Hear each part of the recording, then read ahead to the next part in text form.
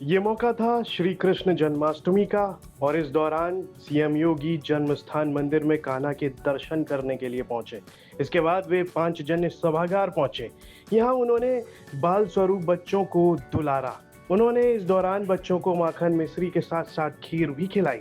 इस दौरान बच्चों को उन्होंने उपहार भी भेंट किए। मुख्यमंत्री योगी आदित्यनाथ ने पिछले 8 सालों में 38वीं बार भगवान कृष्ण की नगरी मथुरा का दौरा किया है। इससे साफ हो जाता है कि उनकी सरकार के मुख्य एजेंडों में मथुरा का विकास भी शामिल है। मुख्यमंत्री रहते हुए उन्होंने सबसे ज्यादा बार मथुरा की यात्रा करने का एक अनोखा रिकॉर्ड बनाया है। सनातन आस्था के लिए उनकी सरकार के गहरे सम्मान और समर्पण को ये सब दर्शाता है बड़े साफ तरीके से। काशी और अयोध्या की तरह ही अब मथुरा भी योगी सरकार के विकास के केंद्र में नजर आ रहा है।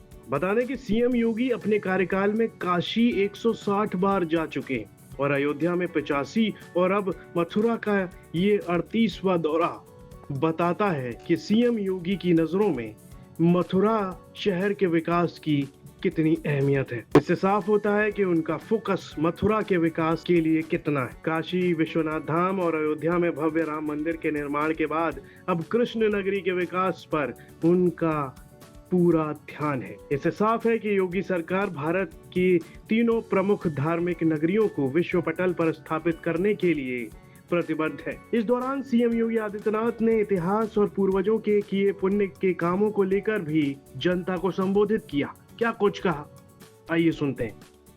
एक बेहतरीन संगम के रूप में अपने आप को स्थापित करें। आध्यात्मिक विरासत पर पूरी दुनिया आज शोध करने के लिए उतावली दिखाई दे रही है। विश्व मानवता को जब भी संकट के दौर से उभरना होगा, वह भारत की इस आध्यात्मिक विरासत को ही अपने जीवन का हिस्सा मान करके ही अस्थायी शांति और सौहार्द की परिकल्पना को आगे बढ़ा सकता है। और उसे आगे बढ़ाने के लिए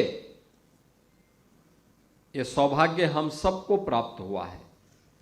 आज हमारे माननीय जनप्रतिनिधियों के प्रयास से, माननीय सांसद जी, माननीय विधायकगण, महापौर जी, जिला पंचायत अध्यक्ष, अन्य सभी सम्मानित जनप्रतिनिधियों के सहयोग से जो भी प्रस्ताव यहां के लिए स्वीकृत हुए, उन सभी प्रस्तावों के अनुसार यहां पर एक कार्यों का आज लोकार्पण और शिलान्यास का भी हो रहा है, जिसमें 645 करोड़ रुपए की ये योजनाएं आज इस पूरे क्षेत्र को समर्पित की जा रही हैं।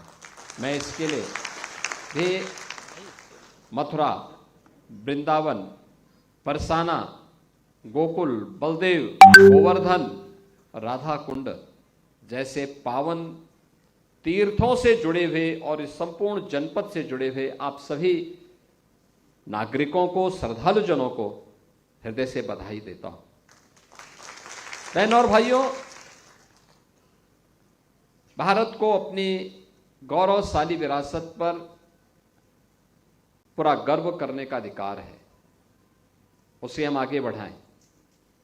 उसका संरक्षण करने के लिए हम सबको मिलकर के कार्य करना होगा, मिलकर के आगे बढ़ना होगा। ब्यूरो रिपोर्ट, यूपी तक।